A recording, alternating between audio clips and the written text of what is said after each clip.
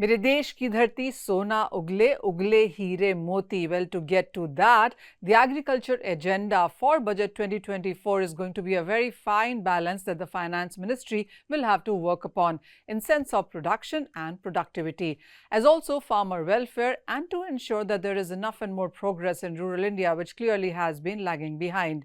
There is always a long list from various stakeholders, but to get to the top few pressing ones, well, to begin with, the agri growth rate itself at 1.4% versus the economy growth rate at 82.2% is a concern for the farm economy and for the food security, and there is a big push that is required. To begin with, it is about investment in agricultural research and development. This is a sector that the street continues to ask for more and more fund allocation and deep dive. Well, it is recommended that it would be increased from 9,500 crores to 20,000 crores because there is various stuff that needs to be done in sense of research and development, whether it is going to be about climate resistant seeds or more technology that the farmers need, and of course way more in sense of fertilizers, etc. The other thing that we've noticed in recent few months and years is about farming systems and practices. Well, it has to be about good agriculture practices as a mission that needs to be launched for promoting it on a massive scale, as the agriculture exports wouldn't grow after that. The other thing is about digital agriculture technologies. That is something that needs to be adopted on a mass scale to enhance efficiency of agriculture operations and post-production. Well, the comprehensive reforms in fertilizer subsidies is something that is urgently needed as well.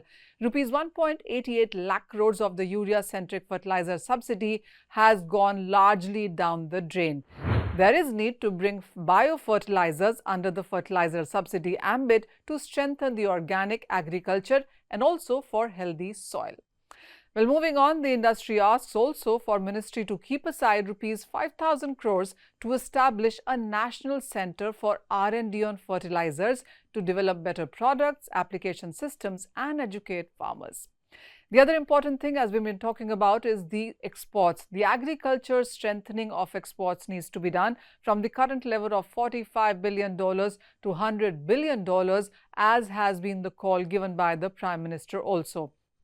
For this, there is a requirement that EBITDA, the nodal agency under Commerce Ministry, which accounts for almost $23 billion exports, its budget to be increased from 81 crores to 400 crores annually so that it could work on export programs from ground-level districts as well as export hubs to global market access and promoting Indian agri products better. Funding of agri-commodity boards is yet another thing that is really required. As of now, many of these boards are private and then public as well. Many of them fall under government, which slowly the government has been keeping away from. But various private boards like a Walnut board and a Washington Apple board seem to be doing quite well. So funding of these by private sector is something that needs to be encouraged. The other thing is about strengthening the export quality, so testing infrastructure so that the agro exports are not facing rejection and issues as has happened in spices recently that could be avoided. As you all know that we've been facing various rejections in various spices. The FSI has been raiding 110 companies and their licenses have been suspended as of now. So all of that needs to be really put in perspective. The markets also are looking at and expecting and hoping that there is resumption of futures trading. Well, resuming futures trading in all suspended commodities like you have wheat and rice in many senses, and then there is edible oils and pulses as well.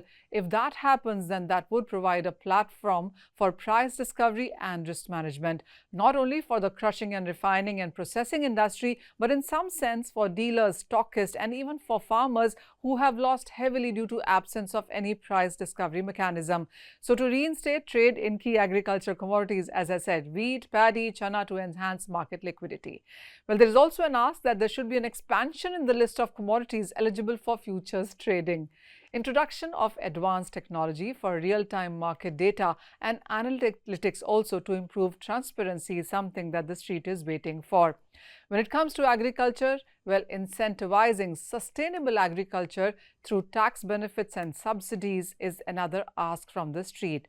The markets also are looking at a lot of post-harvest concerns, so upgrading of warehousing, agriculture infrastructure, logistics, so that it would reduce spoilage and maintain commodity quality is something that over the years we've seen going down too.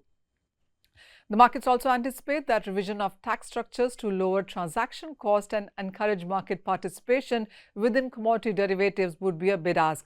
Well, if you look at CTT or commodity transaction tax that was laid 10 years ago, and since then we have seen recovery, participation and volumes in commodity derivatives not grow as much. So this is something that the street hopes the finance minister will take an eye on. The other thing is about strengthening risk management and protection against price volatility. If you look at various commodity prices, we've seen big volatility movement come into this one. It doesn't augur well either for the farmer or the middleman or the company or the last mile in sense of corporate and consumers as well. So if there is some price dynamics that are introduced into the market in sense of a formula, that would really work great. And then it's also about aligning domestic regulations with the international standards so as to promote global trade are some of the pointers that agriculture, consumers and industry really are looking for when it comes to agri as an overall space.